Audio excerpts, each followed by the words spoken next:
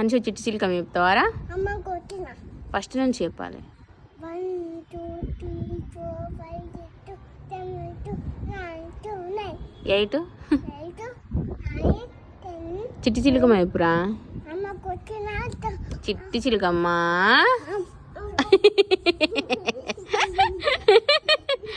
దారా దారా దారా చిట్టి చిలుకమ్మ చెప్పురా.